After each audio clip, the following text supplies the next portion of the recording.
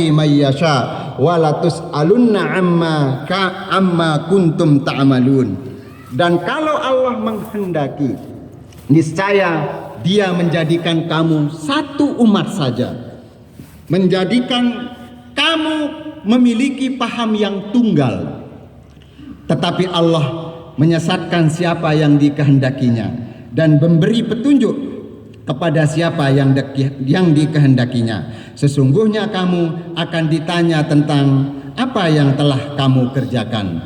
Allahu Akbar, Allahu Akbar, la ilaha illallah, wallahu akbar, Allahu Akbar, walillahil hamd. Masalah ketiga yang perlu menjadi renungan kita adalah masalah yang mengkhawatirkan kita semua pada saat ini adalah maraknya peredaran narkoba dan perilaku amoral.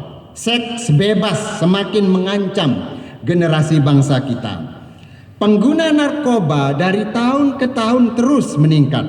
Data yang dikeluarkan oleh BNN, Badan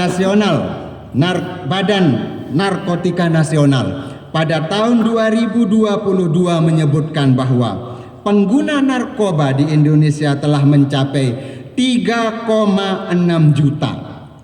Sedangkan hasil survei nasional tentang seks bebas, rata-rata sebanyak 63% remaja kita di kota besar mengaku telah melakukan seks bebas tanpa ikatan perkawinan. Terkait dua penyakit masyarakat ini, mari kita sejenak merenungkan kondisi daerah kita di NTB. Walaupun datanya sudah cukup lama, pada tahun 2015 seorang peneliti dari Universitas Muhammadiyah Mataram mengeluarkan hasil penelitiannya dengan judul Mataram Undercover. Dia kemudian menyebutkan bahwa sebanyak 47% remaja kita itu sudah melakukan hubungan seks bebas. Tentu kalau pada tahun 2023 ini angka itu terus akan menanjak.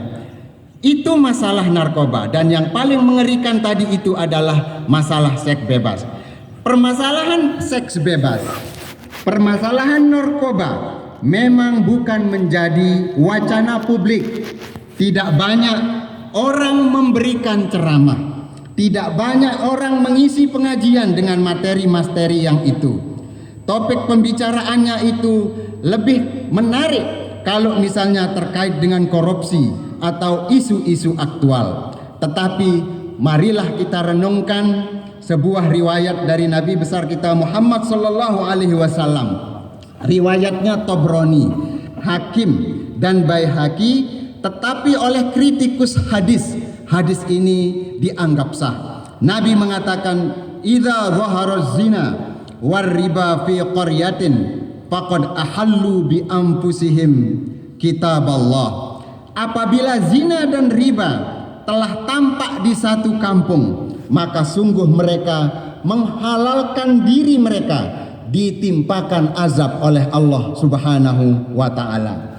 Dalam konteks narkoba dan seks bebas ini, mungkin yang sering dilupakan oleh kita semuanya adalah fungsi keluarga. Narkoba dan seks bebas marak di tengah kita karena peran keluarga tidak berfungsi secara maksimal. Dalam keluarga, anak akan memperoleh pendidikan langsung pertama dari orang tua mereka. Jika kita sebagai orang tua memberikan pengetahuan yang memadai tentang narkoba dan seks bebas kepada anak-anak kita, maka itu dapat menjadi bekal ketika mereka berinteraksi secara luas dengan masyarakat. Dengan demikian, pendidikan oleh orang tua termasuk juga mengawasi, mengontrol anak-anak itu adalah hukumnya wajib. Karena itu saya ingin mengingatkan kepada kita semuanya peringatan Allah di dalam surat At-Tahrim ayat 6. Ya ayyuhalladzina amanu qu anfusakum wa ahlikum nara wa quduhan nas wal hijaratu 'alaiha malaikatun ghilazun shidadun la ya'sunallaha ma amarahum wa yaf'aluna ma yu'marun. Hai orang-orang yang beriman, perihalalah dirimu dan keluargamu dari api neraka. yang bahan bakarnya adalah manusia dan batu.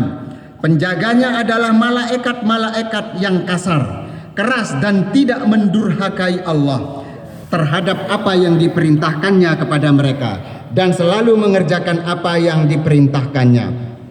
Tetapi sebaliknya, jika kita cuek terhadap anak-anak kita, maka kita diibaratkan oleh Allah sebagai rumah tangga seperti laba-laba. Allah berfirman di dalam surat Al-Ankabut ayat 41, "Matsalul ladzina ittakhadhu min dunillahi awliya kamatsalil ankabut ittakhadat baitan wa inna awhanal buyuti la baitul ankabut law kanu ya'lamun."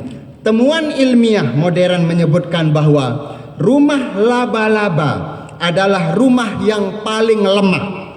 Ketika diterpa oleh angin atau hujan, rumahnya akan rusak. Sebabnya karena laba-laba sendiri, bukan karena faktor lain. Karena tidak dapat mengurus keluarganya sendiri, laba-laba betina akan makan laba-laba jantan setelah mereka kawin. Anak-anak laba-laba akan saling memakan sampai yang tersisa hanya satu anak laba-laba.